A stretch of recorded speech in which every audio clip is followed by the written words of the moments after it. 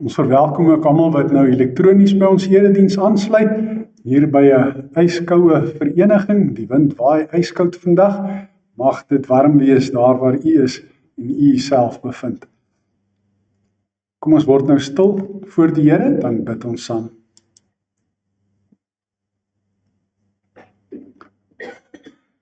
Driemaal heilige God, Vader, Seun en Heilige Gees, ons kom vandag by u skuiling vind, want u is ons rots en ons bergvesting, ons God op wie ons kan vertrou.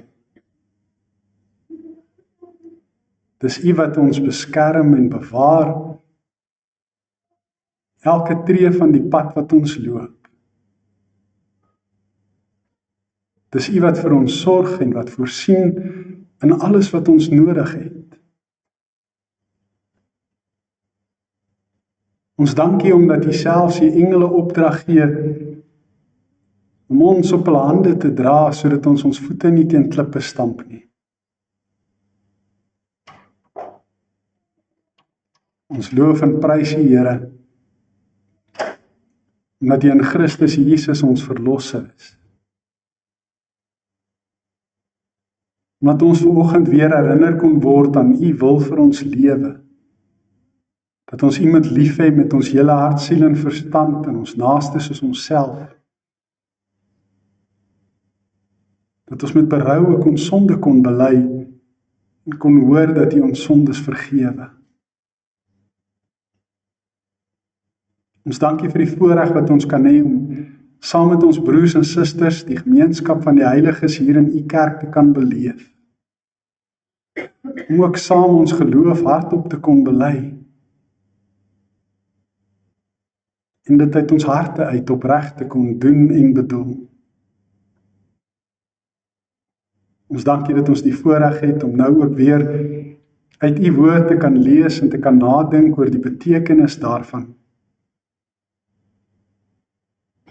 Gee dat ons daardeur toegerus kan word om u te dien met dankbare toewyding en volledige oorgawe en met 'n opregte hart. Ons bid dit in Jesus se naam. Amen. Nou maatjies, vanoggend het Luigi Bertonelli weer saam met my kerk toe gekom. Hy was mos daar in New York 'n taxi bestuurder. Hy's 'n Italianer en ja, julle sal hom sommer so vinnig leer ken as julle hom nog nie ken nie. Goeiemôre Luigi, hoe gaan dit? Buongiorno, buongiorno, la vita bella. Ja, nee, die lewe is mooi en ek is bly jy is weer vrolik en opgeruimd. Sí, señor, I see all the beautiful ladies. I serenade the beautiful ladies. When no one else can understand me, when everything I do is wrong, you give me hope and consolation. You give me strength to carry on. And you're always there to lend a hand in everything I do. That's the wonder of you, yeah. Luigi, ons is in die kerk, ons mag nie dit doen in die kerk nie, ons sing kerkliedjies in die kerk.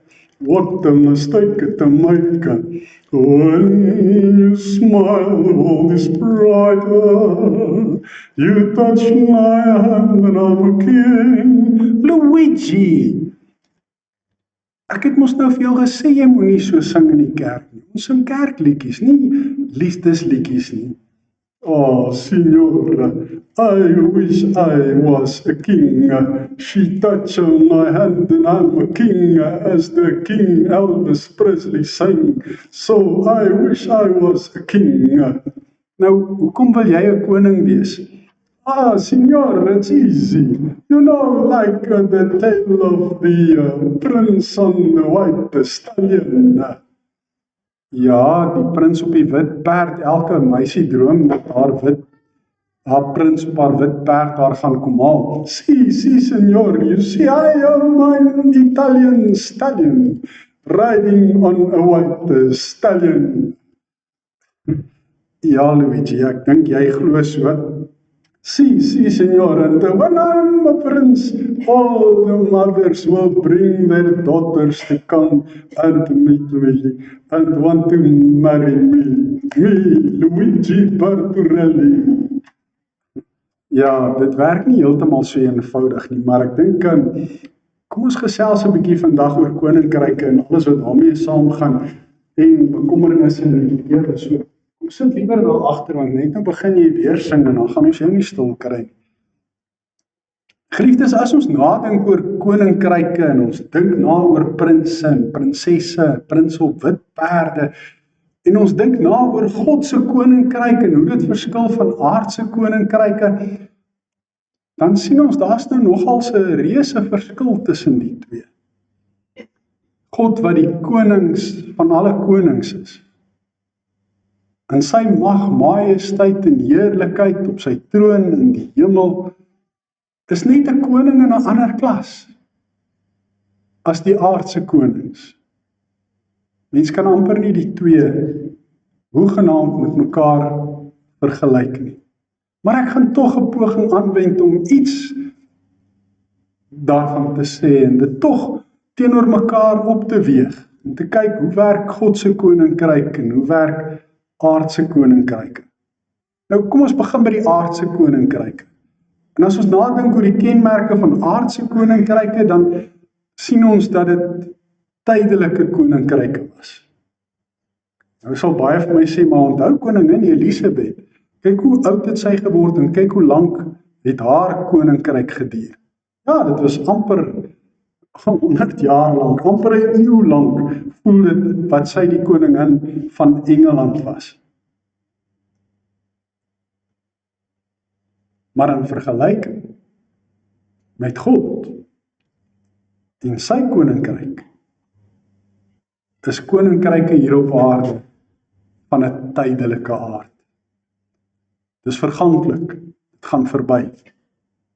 Aardse koninkryke word gekenmerk deur paleise en kastele waarin die konings bly en trone waarop hulle sit. Dit word gekenmerk deur uitspattigheid. Alles in die kasteel en in die paleis is so mooi, so met goud versier en oral is daar pragtige skilderye teen die mure en gewoonlik is dit nou van die oupa en die kleinseun en die pa en van almal wat so koning geword het, die een na die ander. En ongelukkig is daar ook in aardse koninkryke baie ondertrouery. Want 'n koninklike familie mag nie trou met iemand wat nie ook 'n koninklike familie is of uit 'n koninklike familie kom nie. En daarom is daar so baie rolprente en storieboeke alreeds gemaak oor hierdie onderwerp van die prins wat verlief raak op 'n meisie wat maar net 'n gewone meisie was, of 'n prinses wat verlief raak op iemand wat maar net 'n gewone ouetjie was, en hoe dat daar dan groot moeilikheid in die kasteel is oor hierdie liefdesverhouding. Hulle sal eerder met hulle eie familie trou as om te trou met iemand daar buite wat nie koninklike status het nie. Ons sien in aardse koninkryke 'n magsbeheptheid. Hulle wil graag mag hê en hulle wil graag bevele gee en hulle wil edeke teken, daai dokumente wat hulle teken, wat sekere bevele afvaardig en dan moet daardie bevele net uitgevoer word. 'n Magsbeheptheid, almal moet voor hulle buig en voor hulle kniel. En daar's by hulle 'n geweldige gierigheid.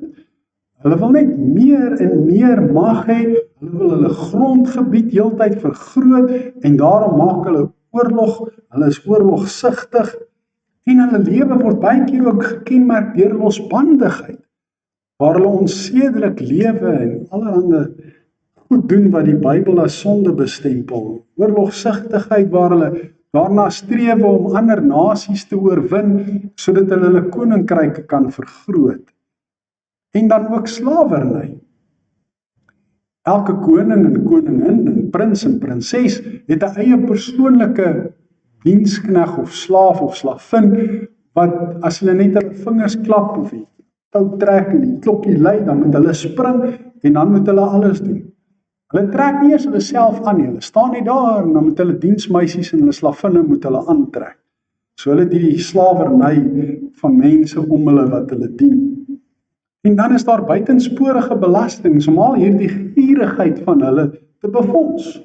Hulle versamel geld in by hulle onderdane en dis nou maar, as jy nou dink aan die hele verhaal van Robin Hood byvoorbeeld, waar daar geweldige belastings ingevorder is deur die sheriff van Nottingham en hoe Robin Hood hulle dan nou probeer om die arme mense weer te help deur by die rykes te steel. En daar is by hierdie konings op die aarde en aardse koninkryke deur die loop van die geskiedenis heen ook vermyding van kontak met onderdane en gewone mense wat hulle die gepepel noem. Mense wat nie adelstand het nie en nie koninklike bloed in hulle are het nie. Hulle meng nie met hulle nie. Hulle hou hulle op 'n afstand. Hulle het nie regtig kontak met hulle nie. As hulle 'n bal by die kasteel of by die paleis reël, dan word net ander adelikes uitgenooi, koninklikes word uitgenooi na hierdie bal toe. Die gewone mense daar op straat, hulle word arm gehou, maar die koning is skatryk. God se koninkryk lyk nie so nie. God se koninkryk is heeltemal anders. Ons kan amper sê, dis heeltemal die teenoorgestelde van aardse koninkryke. Waar aardse koninkryke tydelik is, selfs al was koningin Elisabeth se heerskappy baie lank, is God se ewig, want dis van ewigheid tot in ewigheid. Dit is tydloos. Dis nie tydelik nie. Dis onverganklik, nie verganklik nie. Anders as aardse konings wat in kastele en paleise bly, word daar tempels en tabernakels gebruik as simbole van God se inwonende teenwoordigheid by die mens. Maar God se eintlike woonplek is sy hemelse woonplek, wat die aardse dimensie waarin ons is verreweg oorskry. Ons bly in die immanente dimensie en God in die transcendente dimensie. Nou dis maar net woorde wat beteken ons is hier op aarde en God is in daardie dimensie en werklikheid wat ons dimensie en werklikheid oorskry, transcendeer. Dis baie groter as ons werklikheid waarin ons woon. En tog, wanneer God mens word hy nie gebore in 'n paleis of in 'n kasteel nie. Hy word gebore in 'n stal. Hy word nie neergelê in 'n koninklike kot met goue rande en goue rame en pragtige kantversierings nie. Hy word neergelê in 'n krib. En anders as die ondertrouery wat ons kry by die aardse konings, word die kerk gesimboliseer as die bruid van Christus. En in Openbaring word hy geteken as die prins wat kom op die wit perd om sy oorwinning aan te kondig en om sy bruid te kom haal, sodat sy bruid die kerk vir ewig by hom kan wees. En daar word gepraat van die sierlike wit kleed wat die bruid aan het op haar bruilofsdag. En dis die simbool van sonde wat weggewas is met die bloed van die bruidegom, die lam van God wat die sonde van die wêreld wegneem. Waar aardse koninkryke gekenmerk word deur magsigtigheid, is God almagtig en strek sy heerskappy oor alles en almal. God hoef nie magsigtig te wees nie, want hy beskik oor alle mag in die hemel en op die aarde. Al die sterre, al die planete, alles in die kosmos, in die groot heelal, en as daar nou iets soos multiverses was, soos wat Marvel dink en DC dink in hulle komies, as daar so iets was, is God koning oor hulle almal ook. Hy is almagtig. Niks is vir hom onmoontlik nie. Waar gierigheid aardse konings kenmerk, sien ons by God versorgende vrygewigheid. Hoe dat hy sorg vir almal. Hoe dat hy dit laat reën oor goeies en slegtes, soos wat die Bybel sê. Ons sien God se versorgende liefde. Ons gaan nou daarvan ook iets lees. Anders as aardse konings met hulle losbandigheid en losbandige lewe, hulle is mos altyd op die voorblaaie van daai tydskrifte wat eintlik nie sulke goeie leesstof is nie, maar wat gaan oor al die aaklige goed wat hulle aanvang en hulle buiteegtelike verhoudings en al daai goed. Selfs, ja, ek weet nie of ek dit moet sê nie, maar as jy na Prins Charles kyk, wat nou koning Charles is, en sy vorige vrou, prinses Diana, dan sien ons daar was ook maar allerhande onheilighede. By God die teenoorgestelde. By God is daar vredelievendheid. Waar aardse konings oorlogsugtig is en ons dit in ons dag sien. In Oekraïne, in Iran, in Israel, in Palestina, in Mosambiek, in Afrika lande, oral in die wêreld sien ons oorlogsugtigheid. God is vredelievend. Hy sê vir sy kinders, vrede gee ek vir julle. My vrede gee ek vir julle. Die vrede wat ek julle gee is nie die vrede wat die wêreld gee. God gee vir ons 'n vrede wat alle verstand te bowe gaan, sê Paulus in Filippense 4. God is vredelievend, hy is nie oorlogsugtig nie. God verlos ons uit genade op grond van sy liefde vir ons. Waar aardse konings nie kontak wil maak en liefdevol wil wees teenoor hulle onderdane nie, waar hulle onderdane op 'n afstand hou en die gepepel ver van hulle af weghou, is God uit genade lief vir ons. Verlos hy ons, red hy ons. En God se koninkryk word nie gekenmerk deur buitensporige belastings nie. Dit word gekenmerk deur dankoffers uit dankbaarheid.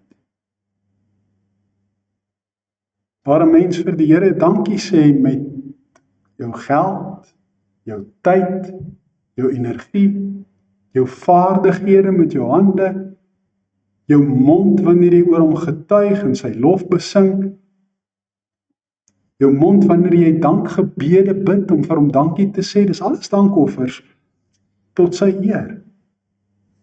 Dis nie belastings wat ons betaal.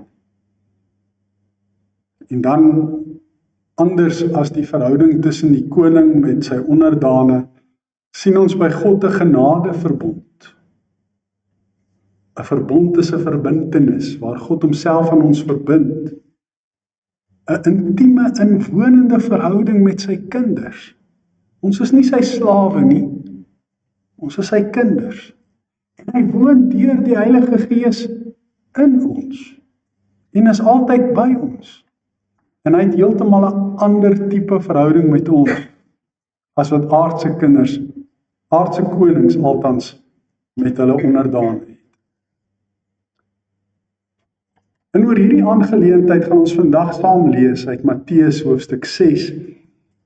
Baie bekende gedeelte. Die opskrif is die sorge van die lewe. Dit gaan oor die bekommernisse. Die goed waaroor ons so worry. Nou die van julle wat nou nog vir Dani Smits as akteur onthou, wat in Bosveld Hotel gespeel het, en altyd gesê het vir sy vrou, ag ou vrou, jy bekommer jou alweer 'n hond uit 'n bos uit en dit pure verniet. As julle dit kan onthou, dan gee julle nou julle ouderdom weg. Maar dis waaroor hierdie gedeelte gaan.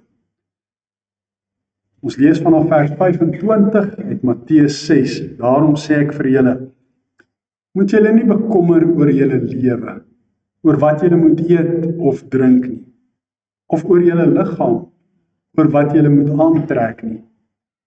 Is die lewe nie belangriker as kos en die liggaam as klere nie? Kyk na die wilde voëls. Hulle saai nie, en hulle oes nie, en hulle maak nie 'n skure bymekaar nie. Julle hemelse Vader sorg vir hulle.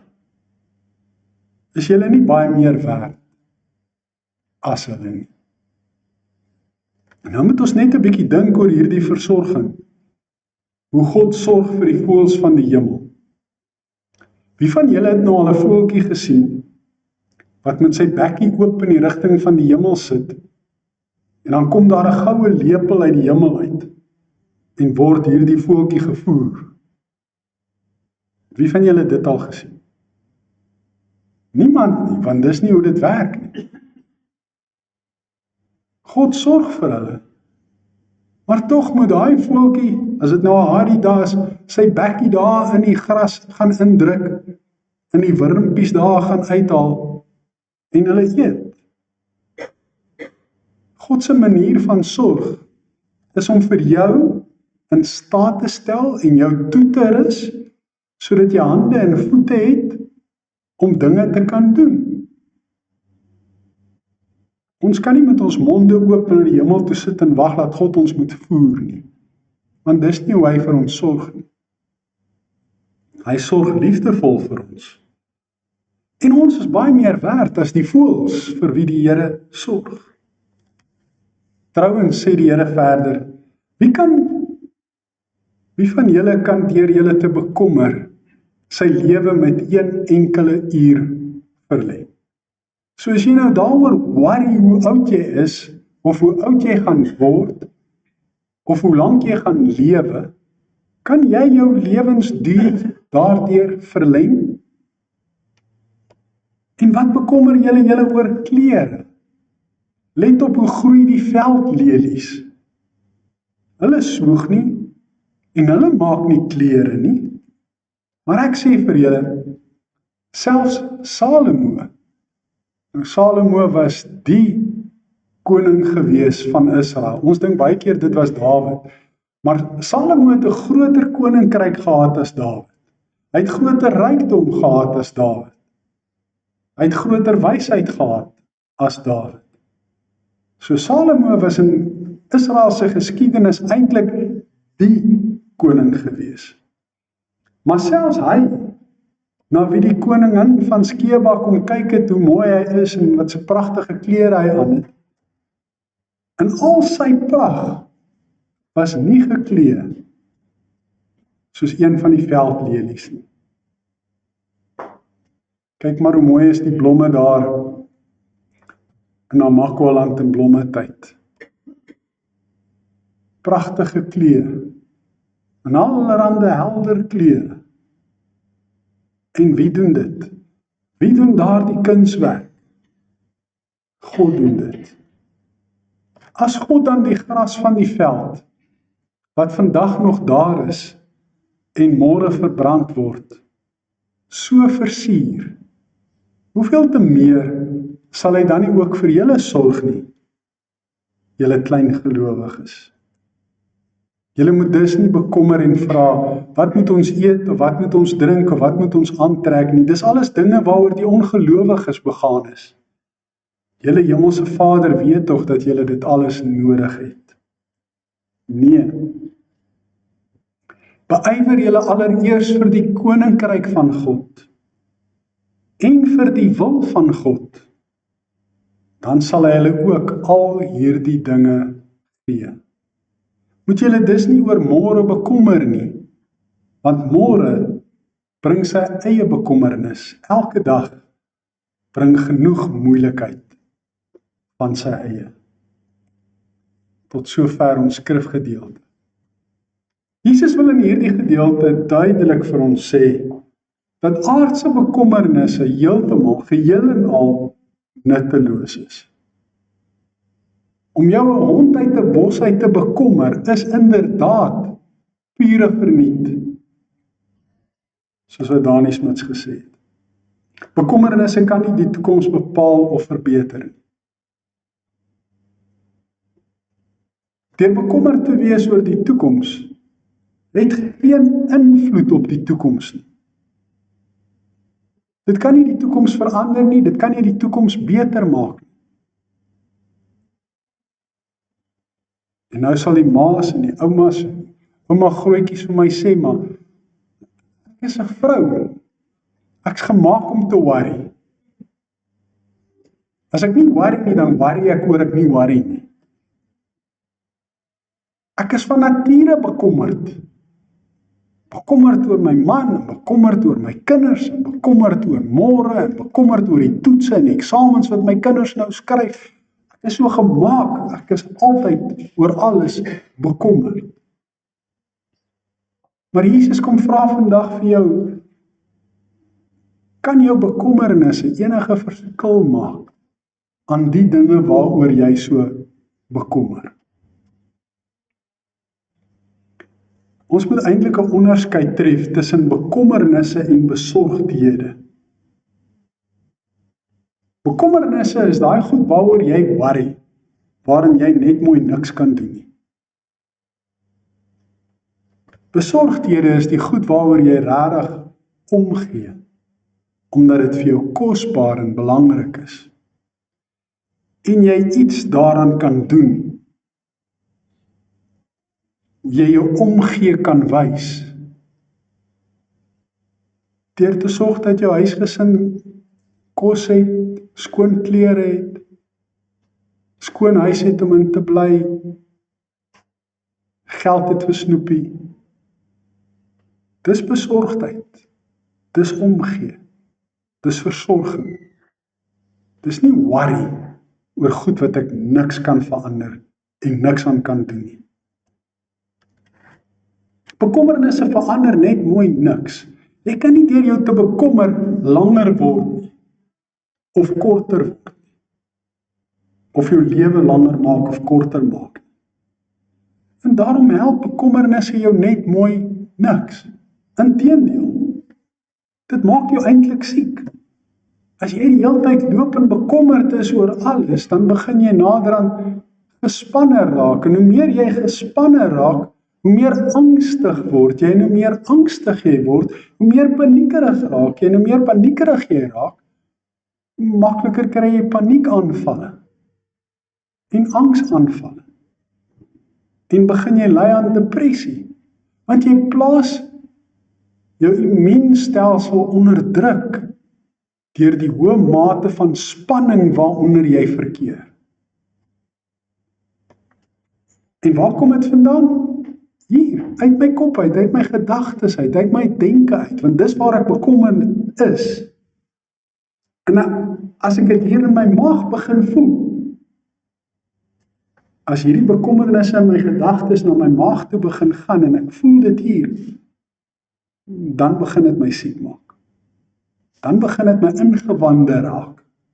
Dan beteken dit my immuunstelsel is nou onder druk as gevolg daarvan. So moet dit nie doen nie. Die goed waaroor mense so bekommerd is, sê Jesus in die gedeelte, het alles relatiewe, met ander woorde in verhouding tot die goed wat regtig belangrik is, en ook tydelike en ook beperkte waarde. Die kos en die klere en die dinge waaroor die mense so bekommerd is, die elke dagse goed, die toekoms, dit het nie regtig waarde nie. Jou lewe is tog belangriker as dit. Maar as iets wat nog belangriker is.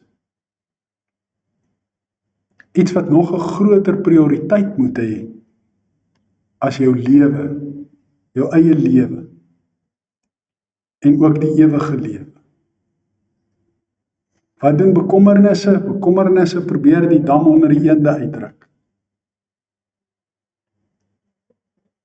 Dit help absoluut niks, want jy kan dit nie doen nie. Wat moet ons eerder doen? Jesus sê, kry jou prioriteite reg. Dis nou my woord, hè? Maar dis waarop dit neerkom.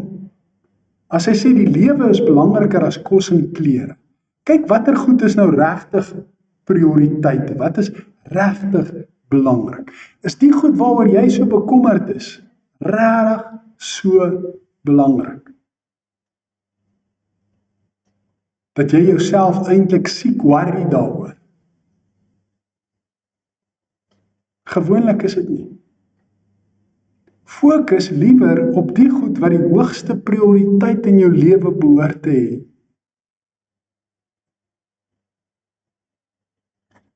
En dis om dankbaar te wees vir God se liefdevolle versorging. Hy sê, kyk na die voëls. Ek sorg vir hulle. Kyk na die veldlelies. Ek sorg vir hulle.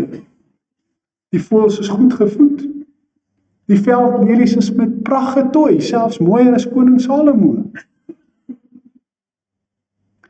Julle is baie belangriker as die voëls en die veldlelies. Julle is vir my 'n hoër prioriteit. Sal ek nie ook liefdevol vir julle sorg nie? Moet daarom nie klein gelowig wees nie, maar glo dat ek vir jou sal sorg. Moenie worry oor al daai goed nie. Fokus liewer dankbaar op die feit dat ek vir jou sorg, dat ek vir jou goed is. Geliefdes, besef ons dat ons vir God baie meer werd is as die voëls van die hemel en die lelies van die veld, vir wie hy in elk geval ook sorg. Besef ons dit, dink ons ooit daaroor na, oor hoe belangrik ons vir God is. Jy hoef maar net te dink daarin dat God bereid was om mens te word, om mishandel te word, om gespot en geslaan te word en gekruisig te word in Christus Jesus, sodat jy die ewige lewe kan hê, om te besef hoe belangrik jy vir God is en hoe lief hy jou het. Jy moet ook glo dat God weet wat jy alles nodig het. Hier sê Jesus dit, God weet tog alles wat jy nodig het. Hy weet, jy het kos en klere nodig. Hy weet, jy het 'n veilige huis nodig. Hy weet dit. En hy sorg vir jou. Maar dit help nie, jy gaan sit agteroor, handjies gevou, mondjie oop na die hemel toe en wag dat daar met 'n goue lepel jou gevoer word nie, want dit gaan nie gebeur. Dis nie hoe God sorg nie. Hy sorg deur vir jou in staat te stel om te kan werk, om geld te kan verdien, om kos te kan koop en alles wat daarmee gepaard gaan. En daarom moet ons hoogste prioriteit God se koninkryk wees. En saam met God se koninkryk gaan altyd God se wil. Hoekom? God is koning, ons is sy onderdane, sy kinders. En wat doen ons? Ons is gehoorsaam aan God se wil. En as jy gehoorsaam is aan God se wil, dan erken jy daarmee, hy is jou koning. Jy buig voor hom, jy kniel voor hom, jy aanbid hom, en jy gehoorsaam hom, uit dankbaarheid vir jou verlossing. En as jy jou beywer vir God se koninkryk, wat ons nou gesien het vandag, is baie anders as al die aardse koninkryke, en dit oortref al die aardse koninkryke verre weg. As jy jou daarvoor beywer, en jy beywer jou vir gehoorsaamheid aan God se wil, en dis jou hoogste prioriteit, dan gaan jy tevrede wees.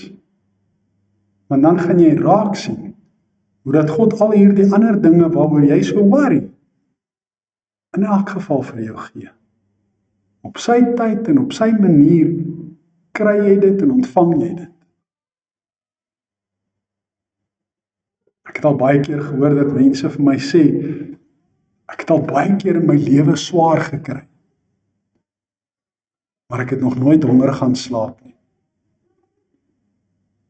En dis eintlik waarop dit neerkom. Dis wanneer ons gemaksugtig raak, wanneer ons fokus op die luukse goed, die uitspattige goed, al die aardse koninkryk goed, wanneer dit ons prioriteit is, en ons boonop daaroor geworried is, wat ons homself siek worry, en siek bekommer, en nooit tevrede is met niks. En daarom is die vraag maar, hoe beywer 'n mens jouself vir God se koninkryk? Wat beteken dit? Jesus sê, dis ons hoogste prioriteit en dis wat ons moet doen, dis wat ons moet nastreef, maar hoe? Hy sê dit nou nie in hierdie gedeelte, maar daar is ander gedeeltes in die Bybel waar hy dit wel sê. Gelukkig. In Johannes 3 kom een van die skrifgeleerdes na Jesus toe.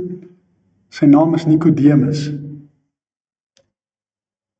En hy wil met Jesus kom gesels in die nag, in die geheim, want hy wil nie die ander skrifgeleerdes moet weet.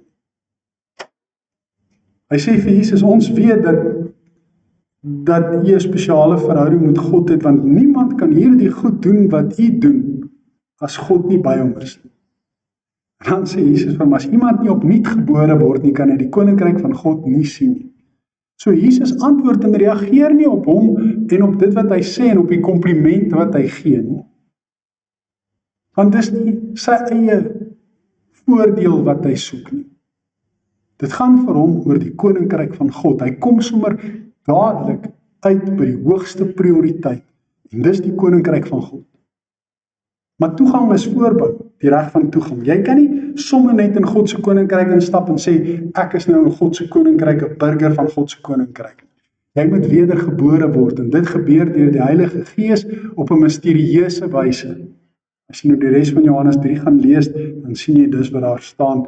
Nou nie in soveel woorde soos wat ek het nou gesê het nie, maar dis die implikasie van dit wat daar staan. As jy nie wedergebore is nie, kan jy nie in die koninkryk van God kom nie. En wedergeboorte is 'n gawe van die Heilige Gees. Dis hy wat dit in jou lewe bewerkstellig deur God se genade. En dan vertel Jesus baie gelykenisse oor die koninkryk van God.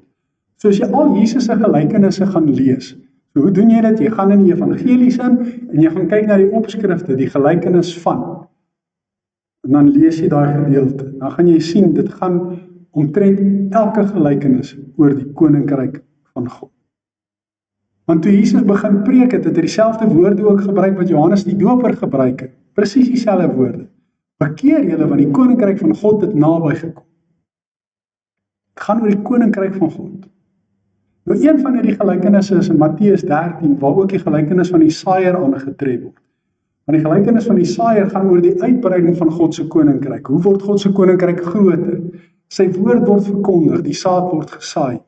As dit in vrugbare grond te lande kom, dan skiet dit wortel en dit groei en dit dra vrug. So as die mense ontvanklik is vir jou verkondiging van die evangelie, dan word hulle gered en dan kom hulle in die koninkryk van God in en so word die koninkryk uitgebrei. Maar dan word ook vertel van nog 2 gelykenisse, kort gelykenisse word dit genoem. Die een is van 'n kosbare skat, die ander een van 'n kosbare, waardevolle perl. Die kosbare skat, 'n ou krap daar in 'n land en in 'n grond en hy grou 'n bietjie daar rond en hy ontdek 'n waardevolle skat. Wat doen hy? Hy gaan verkoop alles wat hy het en hy koop daai stukkie grond sodat hy daai skat kan kry, want daai skat besef hy is waardevoller as enige iets anders. En daai skat is die koninkryk van God, die hoogste prioriteit. In die ander gelykenis is dieselfde strekking. 'n Parelhandelaar kom en hy kry 'n waardevolle parel, die mees kosbaarste en waardevolste parel wat hy nog ooit in sy lewe teëgekom het. En wat doen hy? Hy gaan verkoop alles sodat hy daai parel, daai waardevolle parel kan kry. So jy moet bereid wees om alles ondergeskik te stel aan die wil van God en die koninkryk van God. Dit moet jou hoogste prioriteit wees. Dis wat daardie gelykenisse vir ons sê. Op 'n ander plek, ook in die bergrede, en die gedeelte wat ons vanoggend gelees het, is ook uit die bergrede, en dit gaan die gedeelte wat ons gelees het vooraf, sê Jesus, julle moenie skatte op aarde bymekaar maak wat motte verniel, wat roes kan beskadig en kan vernietig, en wat diewe by kan inbreek en dit kan steel. Versamel liewer vir julle hemelse skatte, wat ewigheidswaarde het, wat onverganklikheidswaarde het. En wat is daai hemelse skatte? Dis die koninkryk van God en die wil van God. Dis wat jy moet bymekaar maak. Nie aardse skatte nie. Moenie worry en bekommerd wees oor aardse goed nie. Dit gee God vir jou. Hy sorg vir jou. As jy sy koninkryk en sy wil jou hoogste prioriteit maak. Gehoorsaamheid aan God se wil, uit dankbaarheid vir ons verlossing uit genade. Daaroor lees ons ook in Matteus 7. Nie in hierdie woorde wat ek nou gebruik het nie, maar daar word gesê, nie elkeen wat vir my sê, Here, Here, gaan in die koninkryk van God kom nie. Net hy wat die wil doen van my Vader. Hy sal daardie dag vir my sê, Here, maar het ons nie in die dag in U naam gepreek nie? Het ons nie in U naam duiwels uitgedryf nie? Dan gaan hy vir my sê, gaan weg van my af, ek ken jou nie. Want jy doen nie God se wil nie. Hy is nie gehoorsaam. Gehoorsaamheid aan God se wil, die koninkryk van God, moet jou hoogste prioriteit wees, want dit bring die skeiding tussen ewige dood en ewige lewe.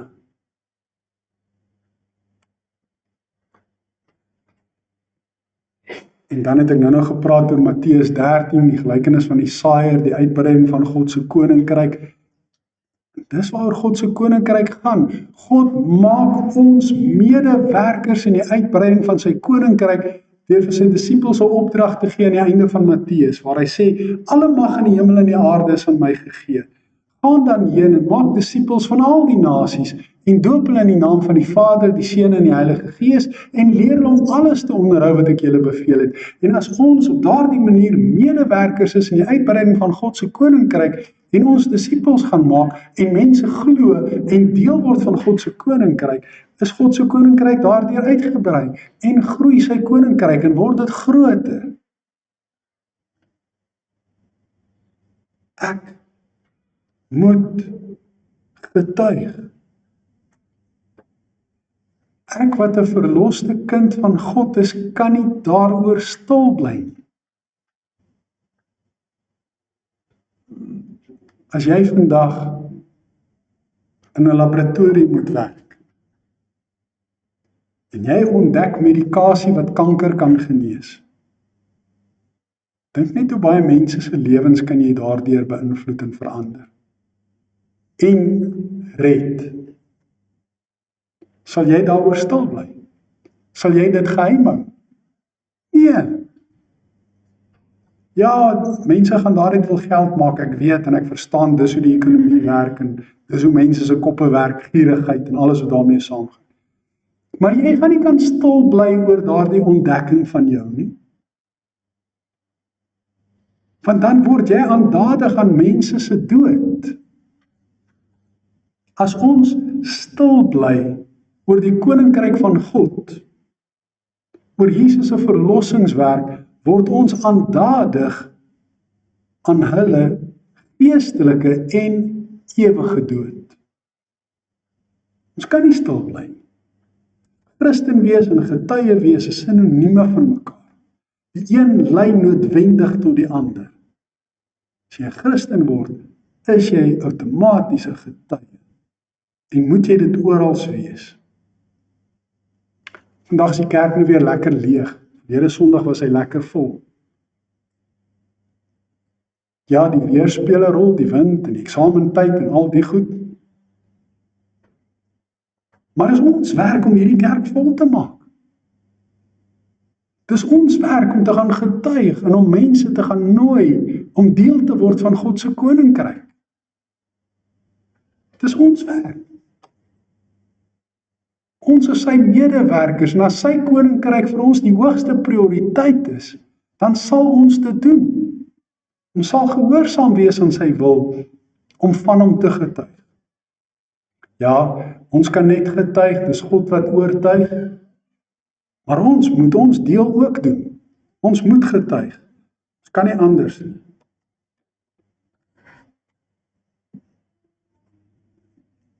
Om God se koninkryk jou hoogste prioriteit te maak, beteken om eerbied te hê vir die koning van die groot heelal. Soos ons in Hebreërs 12 vers 28 lees. Nou wat staan in Hebreërs 12 vers 28? Almal van julle behoort my eintlik al teen die tyd te kan sê. Want dis die teksvers van ons jaartema. Dit staan op ons kalender, dit staan in ons afkondigings, dis elke Sondag op die skerm. As jy opgelet het, en dit al gelees en gememoriseer het, sou jy vir my kon antwoord. En ek gaan dit nou weer vir julle wys, omdat dit so belangrik is. Dis ons jaartema met 'n rede. Dis nie sommer maar net ons jaartema nie. Want God se koninkryk moet ons hoogste prioriteit wees, en eerbied vir die koning van die koninkryk staan voorop.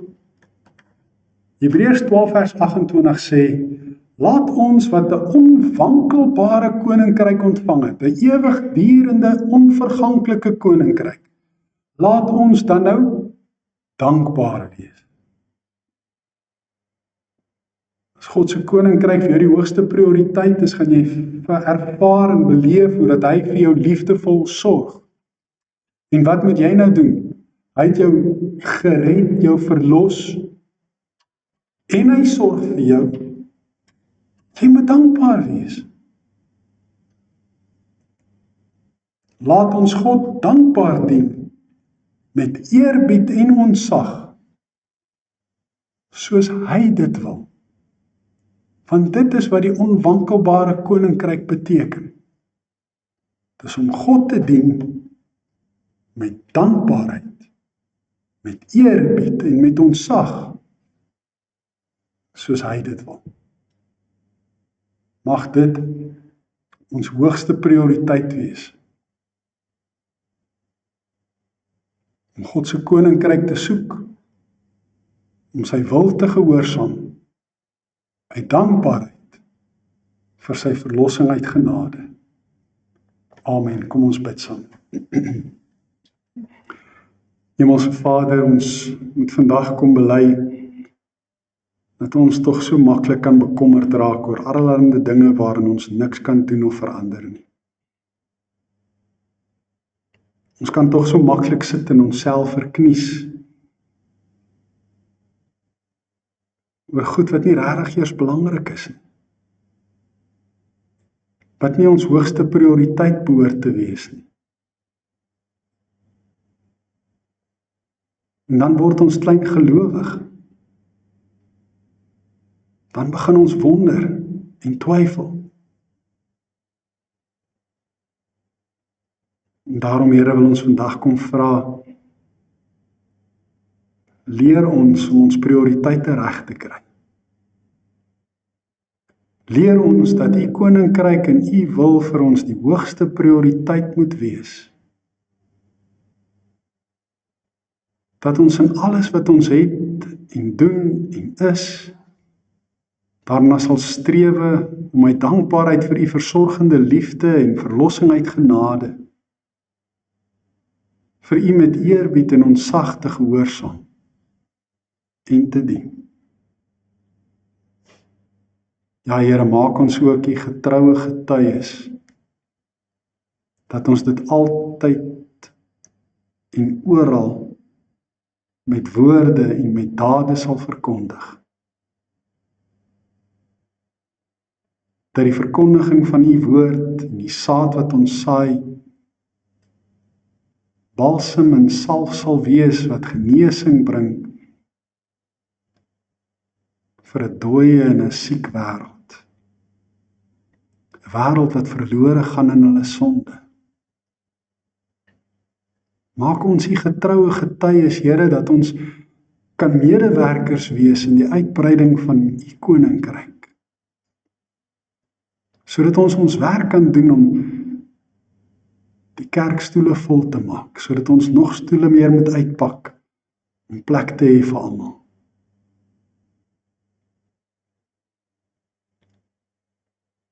Here, ons weet dat U die een is wat oortuig, en ons weet dat toegang tot U koninkryk beperk is, en dat wedergeboorte die sleutel is. Ons weet dat U die een is wat wedergeboorte bewerkstellig, en dat U die een is wat oortuig, en daarom bid ons, Vader, Oortuig die mense met wie ons werk en aan wie ons die woord verkondig en teenoor wie ons getuig. Werk in hulle harte die wedergeboorte, dat hulle kan glo, dat hulle vrugbare grond kan wees, dat hulle gered kan word en dat hulle ook in u koninkryk kan kom. Om te ervaar wat dit beteken om waarlik tevrede te wees en nie oor alles te worry nie. En dat u vir ons in liefde sorg en vir ons omgee. Vader, so kom bid ons vir elkeen wat siek is. Ons bid in besonder vanoggend ook vir Esther van der Walt, wat baie siek is en wat baie groot operasie ondergaan het. Al is hulle nou nie meer hier in ons gemeente grense nie, weet ons, hulle is nog in ons harte. Hulle is nog deel van ons gemeente, al is dit op 'n afstand. En daarom bid ons Vader dat u genadig sal wees, dat u verlossing en genesing sal gee vir die omstandighede soos wat dit u wil is. Ons bid vir Gert wat 'n groot heupvervanging gekry het en wat nou na die rehabilitasiesentrum oorgeplaas moet word. Ons vra dat u ook by hom sal wees. Ons dink aan elkeen anders wat ook operasies ondergaan het. Wilma en Rudy, en Tannie Mina Keelder. Ons vra dat u by elkeen sal wees en dat u genesing sal werk, dat u wil sal geskied.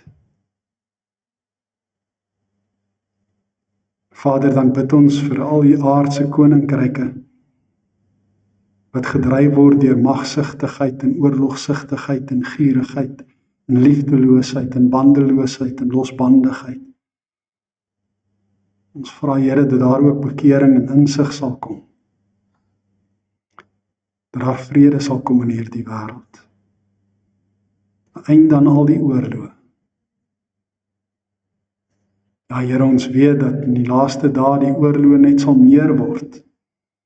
Ons weet dat die natuurrampe sal meer word. Ons weet dat die tekens van die tye oral sigbaar sal wees en dat dit ons sal oproep en aanmoedig en vermaan om tot bekering te kom en om tot u eer te lewe. Gee dat ons die tekens sal raak sien en dat ons dienooreenkomstig sal optree, sodat u daardeur geëer en verheerlik mag word en ons gereed kan wees wanneer Christus weer kom om ons te kom haal. Maak daarom, Here, u koninkryk en u wil ons hoogste prioriteit. Ons bid dit in Jesus se naam. Amen. U het nou geleentheid om vir Here te dien deur u dankoffer. 'n Manier om vir Here dankie te sê dat hy u koning is, dat hy liefdevol ook vir u sorg. Daarna gaan ons afsluit met soek allereers die koninkryk van God en sy geregtigheid. En wat julle nodig het, sal die Vader vir julle gee in sy oorvloed.